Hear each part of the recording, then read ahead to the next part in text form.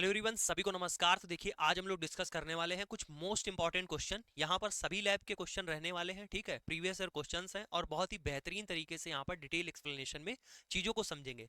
अगर मेरे भाई आप लैब टेक्नीशियन के किसी भी एग्जाम की तैयारी कर रहे होंगे तो ये आपके लिए क्वेश्चन मोस्ट इंपॉर्टेंट होंगे। और अभी आप जानते हैं आपके आने वाले एग्जाम है MCRE PGI Chandigarh Bihar lab technician. तो मेरे भाई ये सभी के लिए इंपॉर्टेंट है, किसी भी एग्जाम को आप देने जा रहे हो, ठीक है, तो आपके लिए हेल्पफुल रहेंगे। आप इन क्लास को पूरा कीजिएगा।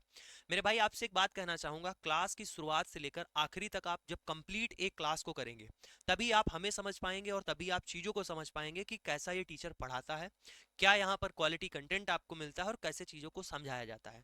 तो ना कि एक क्वेश्चन से आप कुछ भी डिसाइड नहीं कर सकते हैं, ठीक है, कि कैसा ये पढ़ा रहे हैं, क्या है क्या नहीं। आप एक दो क्लासेस कीजिएगा, उसके बाद आप बताइएगा कि आपको यहाँ पर चीजें कैसी समझ में आ रही हैं। तो चलिए इस क्लास को शुरू करते हैं। मेरा नाम है मनीष भाई पटेल, आप सभी का स्वागत करता हूँ। पहली बार अगर चैनल पर आए हो मेरे भाई तो सब्सक्राइब कर लेना, और जो पुराने लोग हैं तो आप जानते हैं वो लोग तो सब्सक्राइब किए हुए हैं, शेयर भी कर देना। क्वेश्चन दिया गया है, macrophages are major source of. जो मैक्रोफेजेस होती हैं वो होती हैं आर मेजर सोर्स ऑफ, किसका होती हैं? IL first, IL5, IL7, IFN gamma. IL first interleukin first, interleukin 5, interleukin 7 या IFN गामा का। अब मैक्रोफेजेस की बात करते हैं तो मैक्रोफेजेस क्या है? मैक्रोफेजेस क्या है, ठीक, ये एक प्रकार की WBC है, ठीक, WBC कह सकते हैं, ठीक है। और आप जानते हैं ये हमें क्या प्रोवाइड करती हैं? ये मेरे भाई फर्स्ट रिस्पॉन्ड,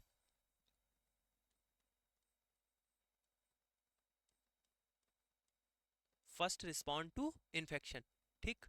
अगर हमारी बॉडी में कोई भी फॉरेन पार्टिकल आता है तो सबसे पहले यही रिस्पॉन्स करती हैं, फर्स्ट रिस्पॉन्ड टू इन्फेक्शन, ठीक है, पहली बात।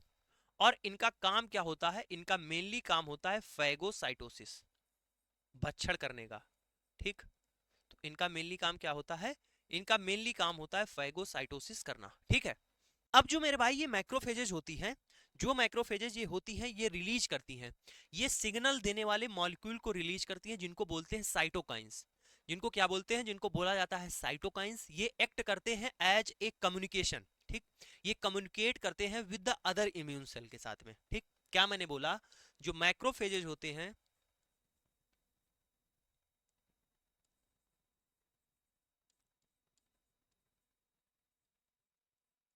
ये रिलीज करते हैं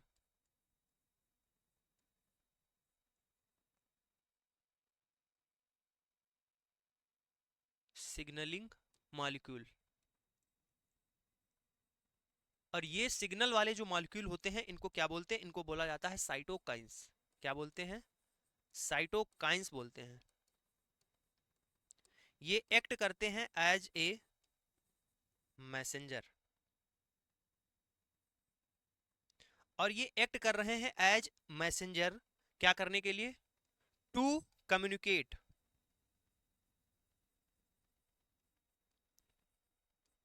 with other immune cell,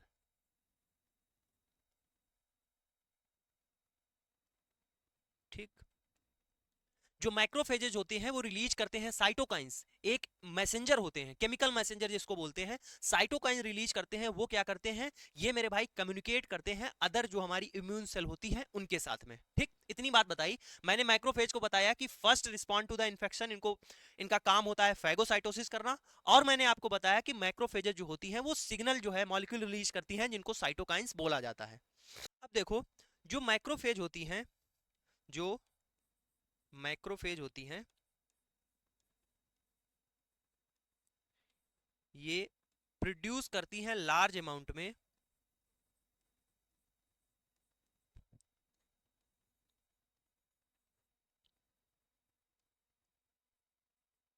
IL first. किसको? इंटरल्यूकिन फर्स्ट को प्रोड्यूस करती हैं लार्ज अमाउंट में। और ये इंटरल्यूकिन फर्स्ट करता क्या है? एक तो सबसे बड़ी बात है, ये पहला क्या काम करता है? ये रिस्पांस को एम्पलीफाई कर देता है।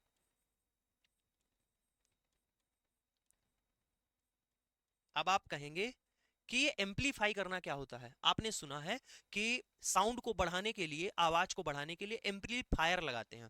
तो एम्पलीफायर क्या है? साउंड को बढ़ा देने वाला। जैसे ये माइक लगा हुआ है, इसमें हम बोल रहे हैं, और जैसे ये ऑफलाइन क्लास होती तो क्या है, साउंड लगा दिए जाते हैं, ठीक, जगह जगह पर साउंड लगा दिए गए, उनको बोलते हैं एम्पलीफायर। वो क्या करते हैं, साउंड को क्या करते हैं, वो एम्पलीफाई कर देते हैं, बढ़ा देते हैं। तो अब इसका काम क्या है? इसका काम है फेगोसाइटोसिस करना, ठीक है। तो ये रिस्पांस को क्या कर देगा, एम्पलीफाई कर देगा। उसके अलावा क्या करता है, उसके अलावा मेरे भाई ये इंटरल्यूकिन फर्स्ट जो होता है वो एक्टिवेट कर देता है अदर सेल को, ठीक, एक्टिवेट अदर इम्यून सेल।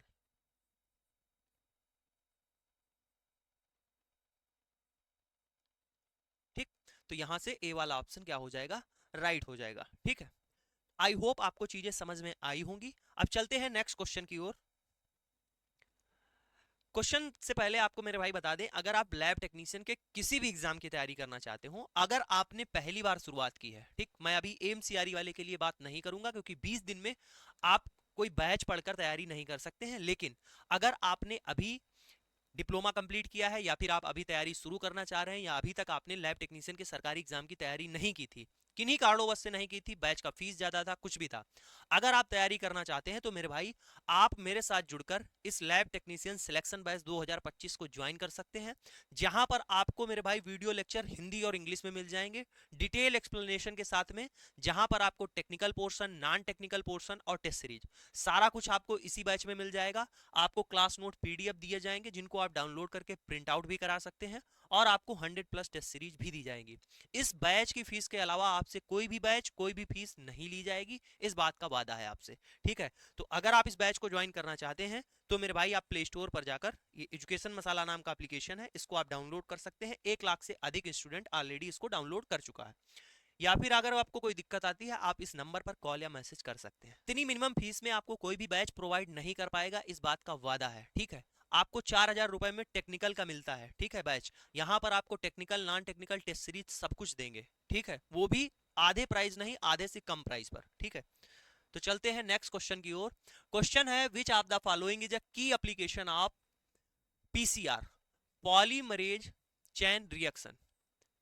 पिछली बार एमसीआरई में से बायोटेक्नोलॉजी से कई सारे क्वेश्चन पूछे गए। अगर बायोटेक्नोलॉजी की अभी तक आपने क्लास नहीं की है मेरे भाई तो कर लेना। एक क्लास कराई है जिसमें बहुत ही हमने बेसिक से क्वेश्चन लेकर कुछ एडवांस लेवल तक के क्वेश्चन और एक्सप्लेनेशन किए हुए हैं। क्लास जो है आपकी आई बटन पे मिल जाएगी, या फिर बायोटेक्नोलॉजी बाय मनीष भाई पटेल आप डालिएगा, आपको क्लास मिल जाएगी, जरूर कीजिएगा।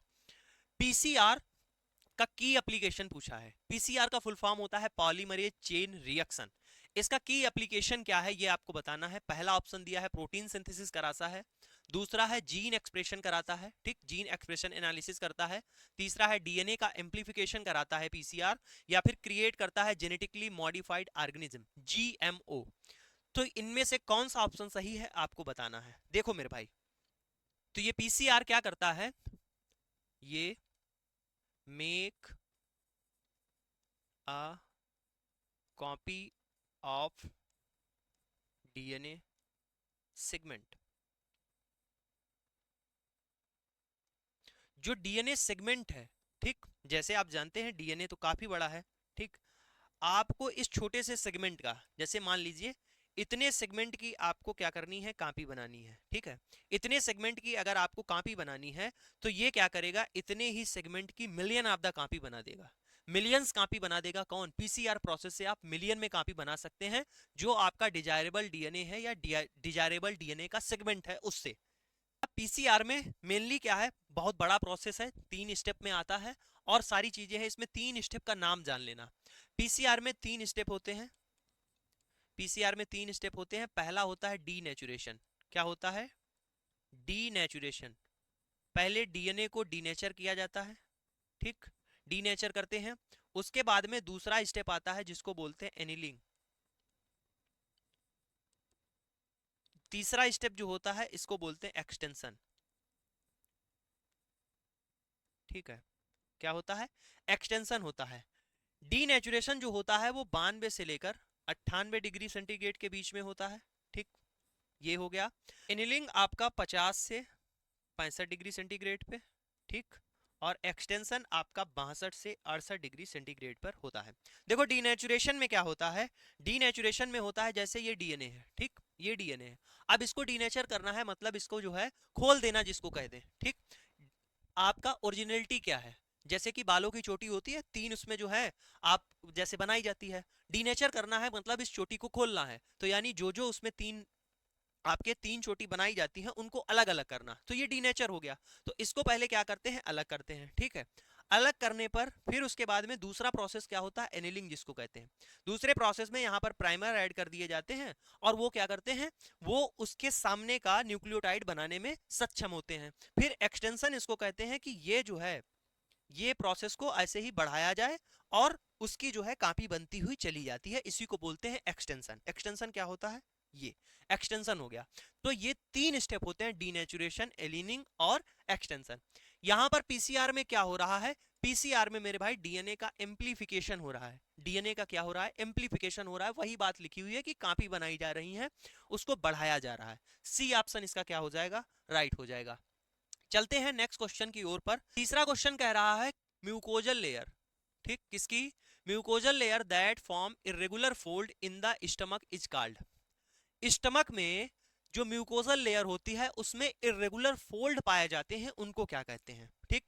उनको रुगे बोला जाता है, बिलाई बोला जाता है, माइक्रो बिलाई बोला जाता है, पैपिला बोला जाता है, ठीक। आओ, अगर आपने ह्यूमन एनाटॉमी और फिजियोलॉजी वाली हमारी क्लास की होगी, मैंने आपको क्या बताया है, ये आपका क्या है, स्टमक है, ठीक। ये क्या है, स्टमक है, ठीक। स्टमक में मैंने आपको बताया थे कितने पार्ट होते हैं, मेनली तीन पार्ट होते हैं, वैसे चार पार्ट कहते हैं, ठीक। तो जो ये पहला पार्ट होता है उसको क्या बोलते हैं, इसको बोलते हैं, ध्यान से सुनना, इसको बोलते हैं कार्डियक, ठीक है। अब नेक्स्ट पार्ट जो आपको दिख रहा है ये ऊपर वाला पार्ट, इसको बोलते हैं, इसको बोला जाता है फंडस, ठीक।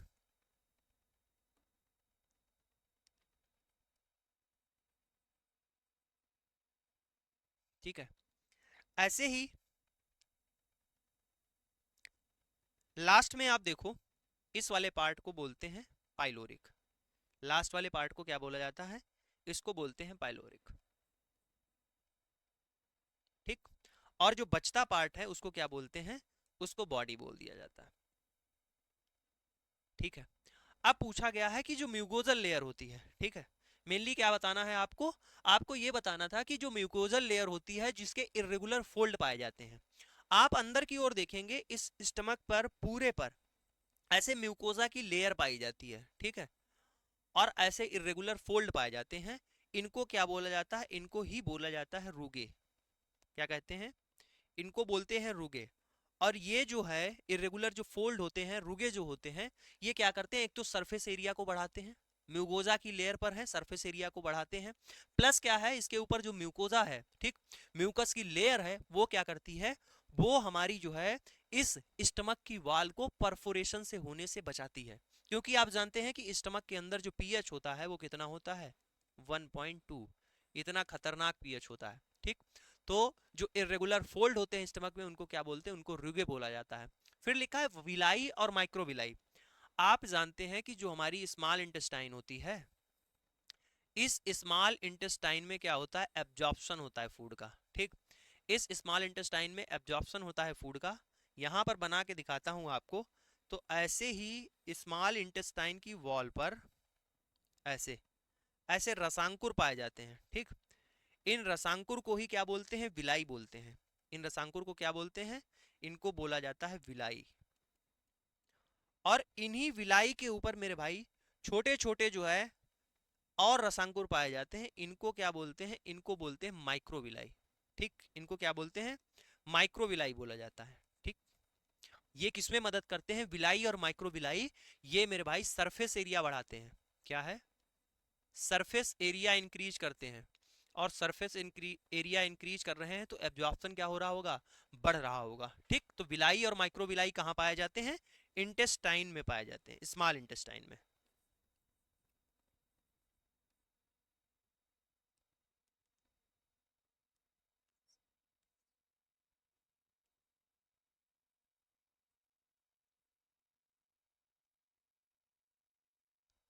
ठीक है, अगला क्या लिखा हुआ है वर्ड, अगला मेरे भाई लिखा हुआ है पैपिला। ये पैपिला कहाँ पाए जाते हैं? तो पैपिला जो है आप जानते हैं ये हमारी क्या है, जिह्वा, जीभ, टंग। टंग पर क्या होता है, टंग पर ऐसे ऐसे उभार पाए जाते हैं, रसांकुर पाए जाते हैं, जिनको क्या बोलते हैं, इन्हीं को बोला जाता है पैपिला।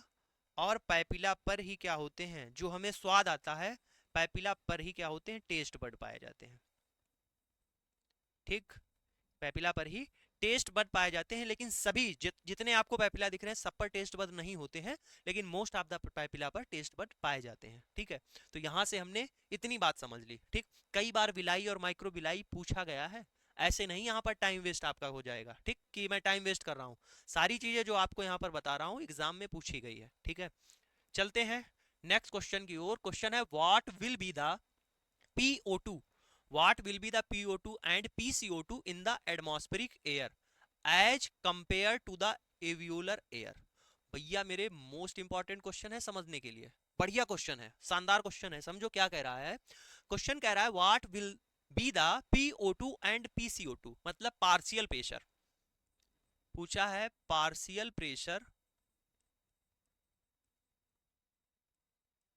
अगर आप इस क्वेश्चन को समझ जाएंगे आंसर अपने आप आ जाएगा। लिखा हुआ है कि पार्शियल प्रेशर किसका, ऑक्सीजन का, और पार्शियल प्रेशर किसका, CO2 का, इन द एटमॉस्फेरिक एयर, जो हमारा एटमॉस्फेयर है इसमें पार्शियल प्रेशर ऑक्सीजन का और CO2 का as compares to the alveolar air, जो हमारे लंग्स में एल्वोलाई होते हैं वहां पर जो पार्शियल प्रेशर ऑक्सीजन का है और पार्शियल प्रेशर CO2 का है, उन दोनों का कंपैरिजन पूछा है। ठीक, तो यहां पर ऑप्शन दिए गए हैं PO2 laser and the CO2 higher, फिर लिखा है PO2 higher CO2 lesser, both PO2 and CO2 lesser, both PO2 and PCO2 higher लिखा हुआ है। ठीक, अब बताओ क्या है, कितना बेहतरीन क्वेश्चन पूछा गया है, समझ में आई होप आपको आ गया होगा क्या पूछा गया, ये तो मैं समझाने में सफल रहा हूं। ठीक है, तो किसका पूछा गया, what will the partial pressure of in the atmospheric air, मानी यानी कि पूछा गया एटमॉस्फेयर में जो प्रेशर है, ठीक है, किसका, पार्शियल प्रेशर ऑफ O2 का और CO2 का एज कंपेयर टू जो हमारे एल्वोलाई है।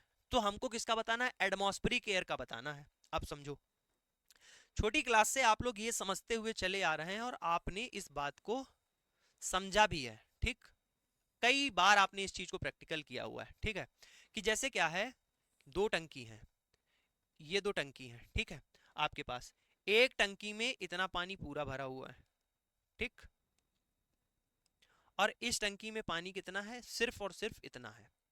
आप लोग क्या करते थे, इन टंकी को जैसे ही आपस में जोड़ दिया गया, ठीक, जैसे ही इन टंकी को आपस में जोड़ दिया गया तो क्या होता था, यहां से पानी निकलकर इस वाली टंकी में आने लगता था, और ये जब तक आता था कि जब तक दोनों टंकियों में पानी समान ना हो जाए। ठीक है, मतलब जिधर ज्यादा था उधर से पानी बहना शुरू होता था कि जिधर वाटर का लेवल कम था। तो आपने ये चीज समझी कि जो है मूवमेंट होता है वो कहां से होता है, हायर से लोअर की ओर। अमीर ही तो गरीब को दान करेगा, अगर मेरे पास पैसा है ही नहीं तो मैं आपको दान क्या करूंगा, दान वही करेगा ना जिसके पास पैसा है। तो जो चीजों का मूवमेंट का फ्लो है वो कहां से है, वो हायर टू लोअर है। ठीक, ये मैंने कहा क्या है, हायर टू लोअर है। अब आओ समझो किसकी बात हो रही है, एटमॉस्फेरिक एयर और लंग्स की बात हो रही है। ठीक है, ये हमारे क्या है, ये हमारे लंग्स हैं। ठीक, और ये मान लीजिए एटमॉस्फियर है। ठीक, ATM लिख दिया, एटमॉस्फियर है। समझो यहां पर partial pressure of O2, partial pressure of CO2। ठीक, यहां पर O2 भी अवेलेबल है, CO2 भी अवेलेबल है, अदर गैसेस भी हैं, लेकिन इतनी बात करेंगे सिर्फ। यहां जो एल्वोलाई है हमारे, एल्वोलाई के अंदर भी ऑक्सीजन है और CO2 भी है। ठीक, क्योंकि हम किसका इनटेक करते हैं, पहले तो ये समझ लो, हम इन्वायरमेंट से एयर को अंदर लेते हैं ना कि ऑक्सीजन को। क्यों, आप जब सांस लेते हैं करते हैं तो कहते हैं ए CO2 रुक जाओ, नाइट्रोजन रुक जाओ, केवल केवल ऑक्सीजन जाए अंदर, ऐसा तो करते नहीं है आप। सिंपली क्या करते हैं, एयर का इंटेक करते हैं, और एयर में आपकी ऑक्सीजन है, नाइट्रोजन है, कार्बन डाइऑक्साइड है, सारी चीजें हैं। ठीक है, तो क्या होता है, यहां पर O2 भी अवेलेबल है, CO2 भी अवेलेबल है लंग्स के अंदर। ठीक है, अब पार्शियल प्रेशर सोचो क्या होगा, अब मूवमेंट मैंने बताया क्या होगा, हायर टू लोअर होगा।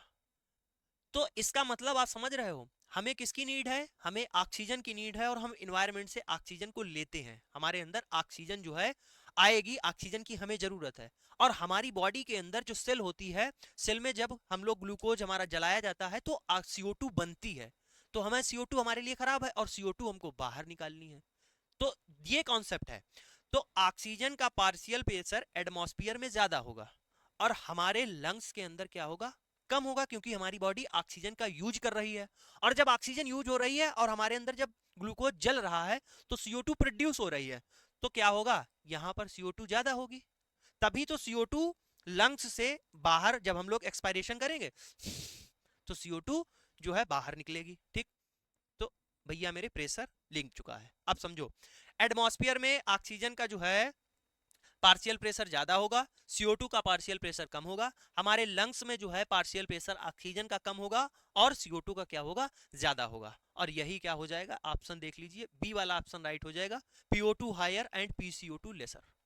बोलो मेरे भाई समझ में आया कि नहीं आया, ठीक। आई होप, मुझे लगा है, पता है कि टाइम लग गया होगा, ठीक है, समझाने में टाइम लग गया होगा, लेकिन भाई तसल्ली तभी आएगी ना कि जब हम आपको अच्छा समझा पाएंगे, आप इस चीज को समझ पाएंगे। आपने अगर एक बार ये चीज समझ ली तो हम जब दोबारा आपको ये चीजें क्वेश्चन आएगा तो अब हमें जरूरत नहीं है इतना कुछ एक्सप्लेन करने की, आप चीजों को समझ चुके हैं।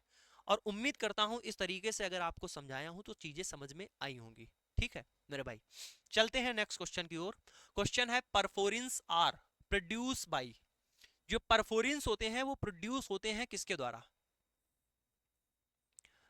प्लाज्मा सेल के द्वारा, सप्रेसर टी सेल के द्वारा, साइटोटॉक्सिक टी सेल के द्वारा, या फिर मेमोरी हेल्पर टी सेल के द्वारा, ठीक है। अब बताओ मेरे भाई ये परफोरिन्स किसके द्वारा प्रोड्यूस होते हैं, आपसे पूछा गया है। देखो मेरे भाई, जो ये परफोरिन्स होते हैं, ये जो परफोरिन्स हैं ये एक प्रकार की क्या है, प्रोटीन है। क्या है, प्रोटीन है। और ये प्रोटीन करती क्या है, ये प्रोटीन मेरे भाई प्रोड्यूस पोर्स, ये क्या कर देती हैं, छेद कर देती हैं, किसमें, in the target cell of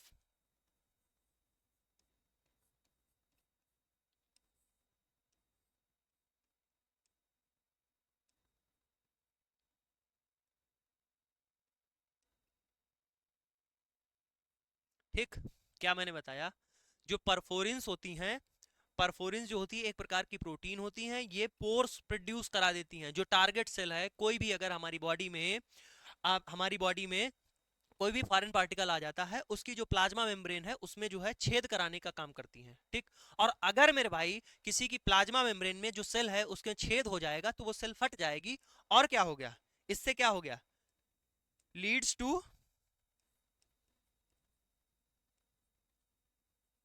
lysis या डीनेचुरेशन ऑफ सेल, ठीक है, सेल खराब हो गई, ठीक है।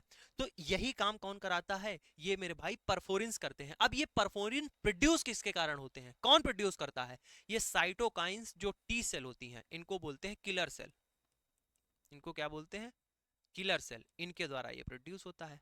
ये जो किलर सेल होती हैं ये क्या है, परफोरिन्स को रिलीज करती हैं, एक प्रकार की प्रोटीन है, ये प्रोड्यूस कर देती है पोर्स, जो आपकी कोई भी टारगेट सेल है प्लाज्मा मेम्ब्रेन में उसमें क्या करा देती है, छेद करा देती है, पोर्स करा देती है, छेद, जिससे क्या हो जाता है, सेल का डिस्ट्रैक्शन हो जाता है, सेल टूट जाती है, सेल रप्चर हो जाती है, और सेल अगर मर गई तो आप जानते हैं कि क्या हो गया, डीनेचुरेशन हो गया उसका। फिर लिखा है memory helper T cell, memory helper T cell क्या होती हैं, इनको क्या है, प्रीवियस इंफेक्शन का याद रहता है, ठीक। ये इनके पास मेमोरी रहती है, किसका, प्रीवियस इन्फेक्शन का। और इसको मैंने पिछली वाली क्लास में बहुत बेहतरीन तरीके से समझाया था, जब इम्यूनिटी हमने पढ़ाई था। जब मैंने क्या समझाया था कि जैसे एक बार हमारी बॉडी में कोई भी इन्फेक्शन हो जाता है तो हमारी जो है सेल्स, यही T helper cells, memory cells याद रखती हैं, फिर क्या होता है कि जैसे ही दोबारा दोबारा में वही सेम अगर इन्फेक्शन हुआ है तो उसके खिलाफ धड़ाधड़ बंदूकें चलना शुरू हो जाती हैं। क्यों, क्योंकि हमारी जो हेल्पर सेल्स हैं, मेमोरी सेल्स हैं, उन्होंने याद कर रखा है और उसके खिलाफ एंटीबॉडी बना रखी है, ठीक है। ये होती है। और सप्रेसर टी सेल क्या होती हैं, ये सप्रेस कर देती हैं, ठीक है। ये क्या करा देती हैं, ये सप्रेस करने का काम करती हैं। तो इस हिसाब से इसका सी ऑप्शन राइट हो गया। आगे चलते हैं नेक्स्ट क्वेश्चन की ओर।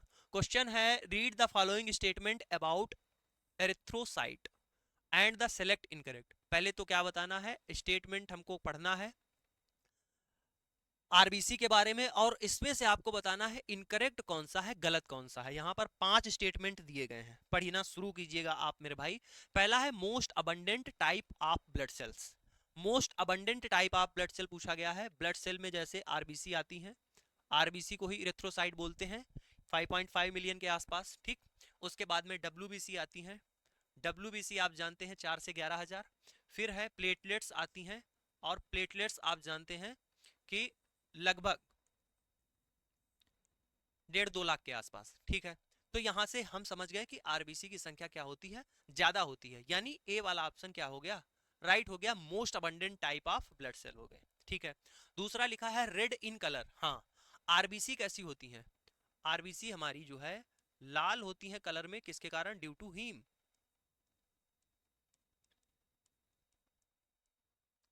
हीमोग्लोबिन में जो हीम होता है वो क्या होता है, एक प्रकार का पिगमेंट होता है, वो क्या करता है, वो कलर प्रोवाइड करता है, ठीक है। फिर लिखा है डिवाइड ऑफ न्यूक्लियस। इसका मतलब क्या है, अगर मेरे भाई ये वर्ड आ गया तो कई सारे बच्चे कंफ्यूज हो जाएंगे और क्वेश्चन गलत कर देंगे। अब इसका मतलब क्या है, इसका मतलब है अब्सेंस।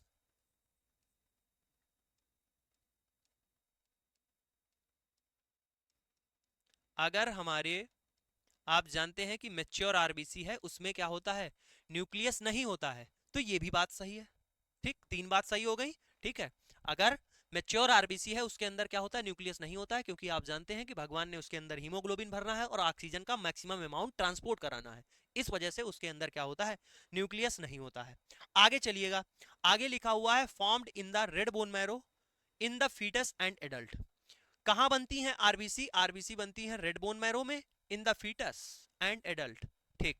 बस यही गड़बड़ हो गई, फीटस में तो नहीं बनती है रेड बोन मैरो में, एडल्ट में बनती है। तो फीटस में कहां बनती है ये बता दो मेरे भाई। फीटस में क्या होता है, आप जानते हैं 1 से 2 या 3 महीने तक क्या होता है, सबसे पहले आरबीसी बनती है यॉर्क सैक में,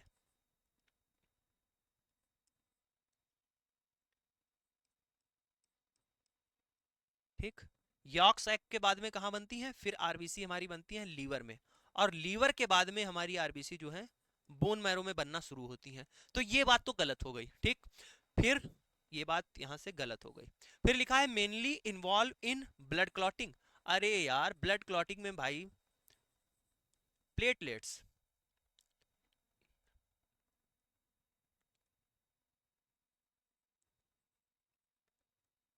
भाई ब्लड क्लॉटिंग कौन कराता है, प्लेटलेट इसके लिए रिस्पॉन्सिबल होती है, आरबीसी थोड़ी होती है। तो ये गलत हो गया। अब ऑप्शन मिलाइए, पहला सही है, दूसरा सही है, तीसरा सही। हाँ, यही 3 ही ऑप्शन तो सही है, ए ऑप्शन क्या हो जाएगा इसका, राइट हो जाएगा। चलते हैं नेक्स्ट क्वेश्चन की ओर। लिखा हुआ है इन हिंडन सूसा फिक्सेटिव, कौन सा, हेंडन सूसा फिक्सेटिव जो है the shrinkage produce by the mercury chloride. Heidenhain Susa जो फिक्सेटिव होता है ये क्या करा देता है, ये टिश्यू में सिंक्रेज करा देता है, किसके कारण, मर्क्यूरी क्लोराइड के कारण। Is compensate by the addition of which solution. इसकी भरपाई के लिए, कंपनसेट करने के लिए कौन सा सोल्यूशन ऐड किया जाता है, आपको बताना है। क्रोमिक एसिड ऐड करते हैं, एसिटिक एसिड ऐड करते हैं, पोटेशियम डाइक्रोमेट ऐड करते हैं, या पिक्रिक एसिड को ऐड करते हैं, ठीक।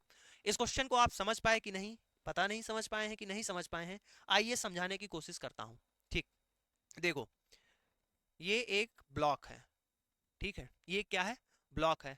इस ब्लॉक को मैंने क्या किया है, एक इस पर कील गाड़ कर ऐसे एक धागा बांध लिया, ठीक है।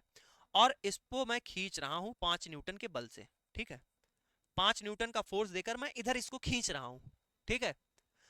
अब हमको क्या बता दिया गया है, हमने ये आपसे कह दिया है कि इस ब्लॉक को यहीं पर आपको स्टेबल रखना है।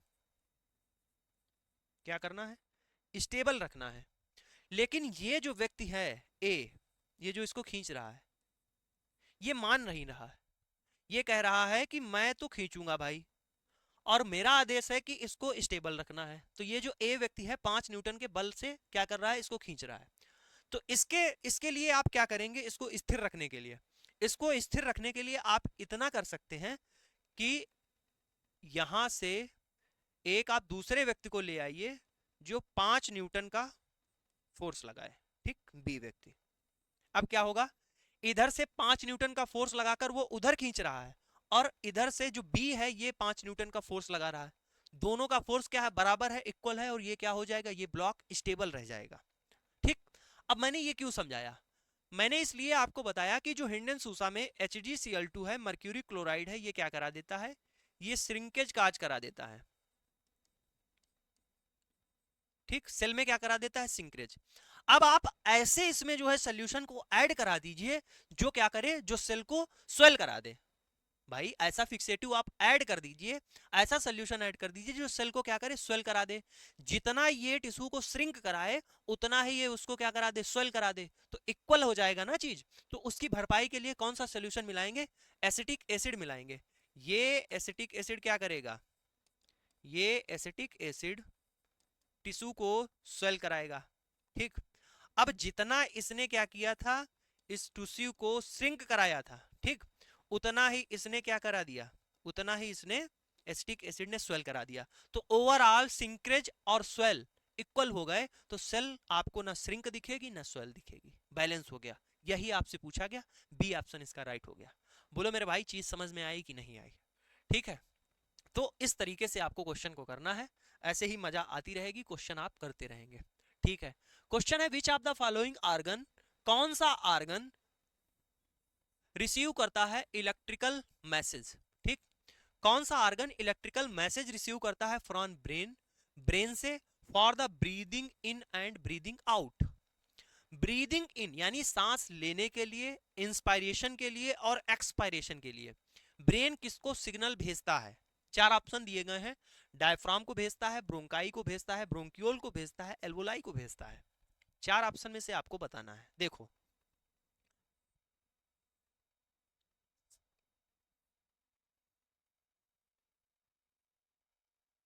ठीक, ये लंग्स हैं और आप जानते हैं, ठीक, क्या ठीक है बताओ।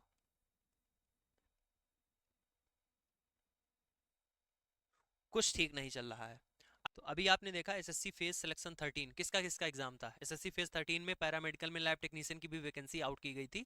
किसने किसने फॉर्म डाला था, फॉर्म जिसने जिसने भी पेपर दिया होगा उसको दिक्कत समझ में आई होगी, कई सारी खामियां थी, कई सारी दिक्कतें, सेंटर काफी दूर लगा था, सेंटर जो है उन्होंने सिलेक्शन अच्छे से नहीं किया, ऐसी जगह ही सेंटर बना दिए जहाँ गाय बकरी बंधी हुई है, नीचे प्रोग्राम चल रहा है, ऊपर बच्चे सेंटर जो है एग्जाम दे रहे हैं। ठीक, अब बहुत सारी समस्याएं थी, माउस कीबोर्ड नहीं चल रहा है जहाँ जहाँ पे सेंटर है, एग्जाम से पहले ही जो है आपका टाइमिंग से पहले ही ऑटोमेटिक पेपर सबमिट हो गया है, कहीं पर तो फ़ोन भी टीचर्स अलाउ है, फ़ोन रील बना रहे हैं, ये सारी चीज़ें आपको दिक्कत देखने को मिली। तो यही सारी दिक्कतें थी, टीचर्स को बच्चों ने कई सारे कमेंट किया, इतनी सारी आपको खामियां देखने को मिल रही हैं, तो कई सारे टीचर जो है डीओपीटी मिनिस्टर से मिलने गए कि ऐसी ऐसी समस्या आ रही हैं, आप ऐसा वेंडर लेके आए हैं कि इतनी सारी समस्या देखने को मिल रही हैं।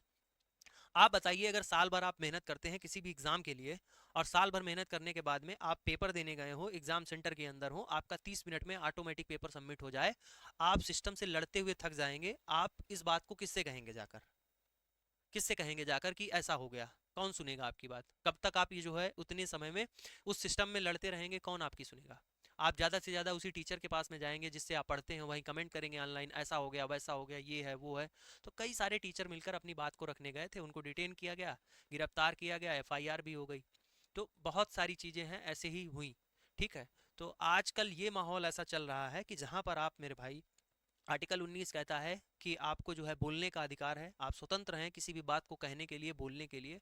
टीचर्स गए हुए थे, ठीक है, तो जहाँ पर टीचर्स की ये हालत है, जिसको दर्जा दिया गया है, टीचर को दर्जा दिया गया है, गुरु गोविंद दो खड़े काके लागू पाए, बलिहारी गुरु आपने गोविंद दियो बताए, भगवान के बराबर दर्जा दिया गया, उनसे बड़ा दर्जा दिया गया, और उनके साथ ऐसा हो रहा है। ठीक है, बात ये नहीं है कि एक टीचर को वहाँ पर डंडे चलाए गए।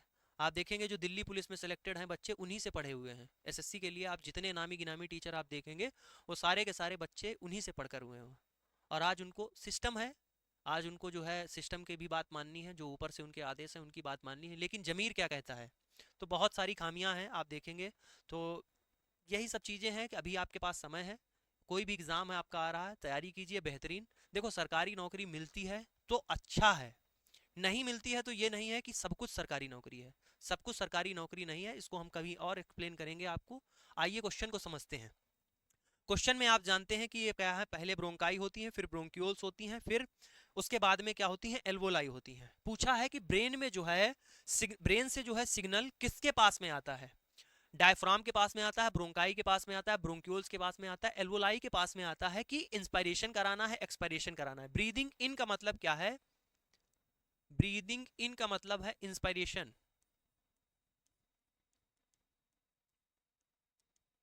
और ब्रीदिंग आउट का मतलब क्या है, एक्सपायरेशन। तो इंस्पायरेशन एक्सपायरेशन के लिए जिम्मेदार कौन है? मैंने आपको बताया था कि हमारी बॉडी में दो कैविटी होती हैं, एक तो थोरैसिक कैविटी होती है और उसके नीचे जो पेट होता है, ठीक, जिसको बोलते हैं एब्डोमिनल कैविटी। इन दोनों को जो सेपरेट करता है, वो जो सेपरेट करता है उसको बोलते हैं डायफ्राम। क्या कहते हैं, डायफ्राम कहते हैं, ठीक। ये, और क्या अभी तक इतनी क्लासेस हुई हैं, हमको तो नहीं लगता है किसी भी क्लास में ऐसा क्वेश्चन फंसा हो तो मैंने आपको एक्सप्लेन ना किया हो। हर बार मैंने डायफ्राम की बात बताई है। तो डायफ्राम क्या करता है, ये हमारी थोरैसिक कैविटी में क्या है, लंग्स हैं, ठीक, ये लंग्स हैं, और ये जो है नीचे क्या होता है, डायफ्राम होता है। अब मैंने जब भी रिस्पिरेशन आपको पढ़ाया है, मैंने ये बताया है कि ये जो डायफ्राम होता है नॉर्मली क्या होता है, ऐसे डोम शेप का होता है, और जैसे ही हम ब्रीद इन करते हैं तो ये क्या हो जाता है, ऐसे फ्लैट हो जाता है, और जब फ्लैट हो जाता है तो ये इसका क्या है, वॉल्यूम का एक्सपेंशन हो जाता है, वॉल्यूम बढ़ जाता है, ठीक। तो ये फ्लैट हो जाता है, और जब हम एक्सपायरेशन करते हैं यानी हम एयर को बाहर निकालते हैं तो ये फिर से पुनः फ्लैट हो जाता है। तो मेनली आप देख रहे हैं कि डायफ्राम के ऊपर नीचे होने से ही इंस्पायरेशन और एक्सपायरेशन हो रहा है, ये हेल्प कर रहा है। तो सिग्नल जो है ब्रेन से, तो ब्रेन से जो सिग्नल है, ये हमारा क्या है, ब्रेन है। ये ब्रेन से जो सिग्नल है ये आता है किसके पास में, ये डायफ्राम के पास में आता है, और डायफ्राम हमारा जब ऊपर और नीचे होता है इसी से इंस्पायरेशन और एक्सपायरेशन होता है, कई सारी चीजें हैं, समझेंगे, वॉल्यूम का एक्सपेंशन होता है, ठीक। तो इसके पास सिग्नल आता है। नॉर्मली कहा जाए, नॉर्मली डायफ्राम का जो शेप होता है, याद रखना, वो होता है डोम शेप का, गुंबद नुमा। और जब इंस्पायरेशन एक्सपायरेशन होता है तो फिर से डोम शेप का होता है, यानी नॉर्मल हो गया, और जब इंस्पायरेशन हो रहा होता है तो ये फ्लैट हो जाता है। कैसा हो जाता है, फ्लैट हो जाता है, यानी ये क्या हो जाता है, नीचे की ओर आ जाता है ऐसे, ठीक। ये क्या हो गया, फ्लैट हो जाता है, ठीक। तो किसके पास सिग्नल आता है, डायफ्राम के पास में सिग्नल आता है। आगे चलते हैं क्वेश्चन की ओर। क्वेश्चन है स्पैरोसाइट्स, क्या लिखा है, spherocytes in the peripheral smear are seen in all except, मतलब जो चार ऑप्शन दिए गए हैं इनमें से किन्हीं तीन में, किन्हीं तीन में एस्पेरोसाइट्स आपको देखने को मिलेंगी, सिर्फ एक में नहीं आपको देखने को मिलेंगी, उसी को आपको बताना है, ठीक है। ए ऑप्शन दिया है ऑटो इम्यून हिमोलिटिक एनीमिया, दूसरा ऑप्शन है थैलेसीमिया मेजर, तीसरा है हेरिडिटी स्पेरोसाइटोसिस, चौथा है बर्न। हमने हिमायत की जो भी आपको क्लासेस कराई है उसमें तो एक बात बताई है, अगर आपको ये क्वेश्चन नहीं आता है तो आप इतना जरूर कर देंगे कि जो हेरिडिटी स्पेरोसाइटोसिस है, नाम से ही पता चल रहा है, इस हेरिडिटी स्पेरोसाइटोसिस स्पेरोसाइट्स, यानी इसमें क्या होता है, आरबीसी स्पेयर शेप की हो जाती है, ठीक। अब आपके क्वेश्चन के सही होने के 75% चांसेस हो गए हैं, यानी एक तो आपने सही ढूंढ लिया, इसमें स्पेयर शेप की दिखती हैं। फिर देखो डी ऑप्शन क्या लिखा हुआ है, बर्न। जब सीवियर बर्न हो जाता है तो आरबीसी की जो मेम्ब्रेन होती है वो भी क्या हो जाती है, जो आरबीसी की मेम्ब्रेन होती है उसमें थर्मल इंजरी की वजह से डैमेज हो जाता है, ठीक। थर्मल इंजरी की वजह से डैमेज हो जाती है मेम्ब्रेन। तो इसमें भी आपको क्या है, स्पेरोसाइट्स आपको देखने को मिल जाएंगी, स्पेयर शेप की आरबीसी आपको देखने को मिल जाएंगी।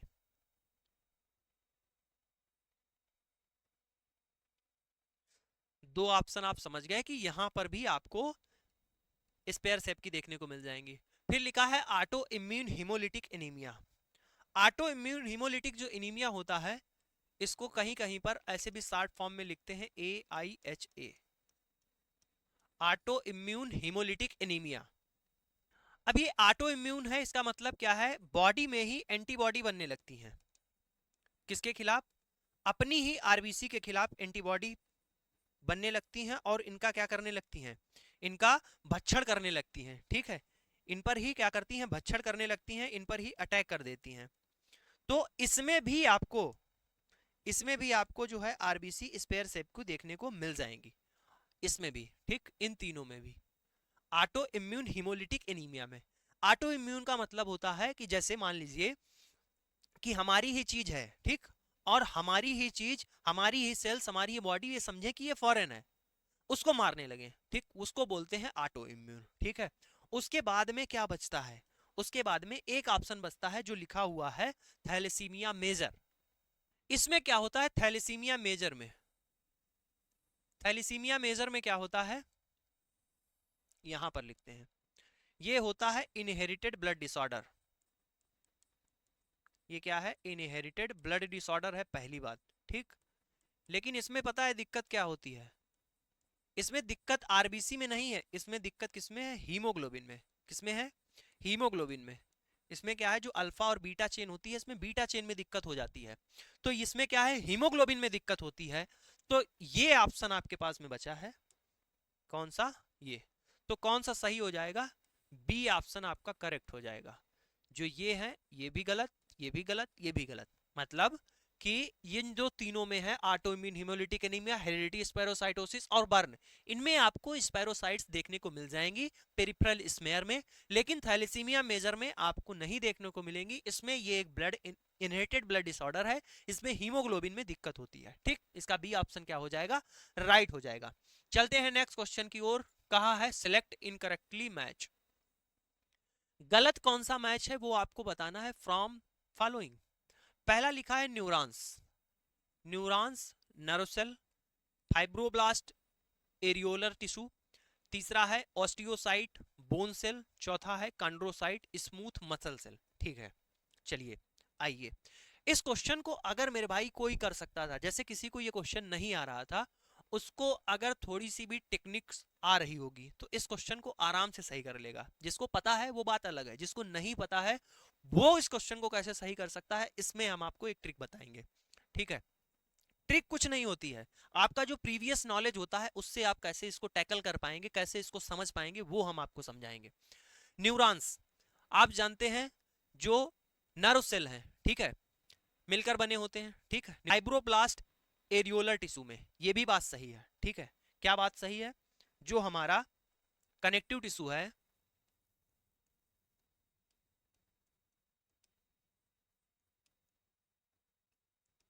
मोस्ट कॉमनली उसमें पाए जाते हैं, ठीक, फाइब्रोब्लास्ट मोस्ट कॉमन है, ठीक।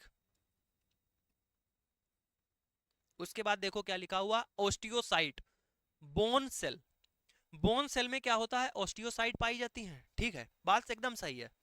फिर लिखा है कांड्रोसाइट, स्मूथ मसल सेल, ये गलत है, मैंने आपको बताया। अब आप देखो, एक दिमाग लगाओ, दिमाग ये लगाओ, स्टडी ऑफ बोन्स, इतने में ही आप समझ गए होंगे कि मैं क्या आपको समझाना चाह रहा था। देखो, आपको चीजें सब आती हैं, हनुमान जी के जैसे आपको याद दिलाना पड़ता है कि आपके पास ताकत है। स्टडी ऑफ बोन्स क्या कहते हैं, स्टडी ऑफ बोन्स को ऑस्टियोलॉजी बोला जाता है। और ऑस्टियोलॉजी इसी की वजह से कह रहे हैं, क्यों कह रहे हैं, क्योंकि इसमें क्या होती हैं, ऑस्टियोसाइट होती हैं, ठीक है, बोन सेल होती हैं जिनको क्या बोलते हैं, ऑस्टियोसाइट बोलते हैं। कॉन्ड्रियोसाइट किसको कहेंगे, कॉन्ड्रियोसाइट्स स्टडी ऑफ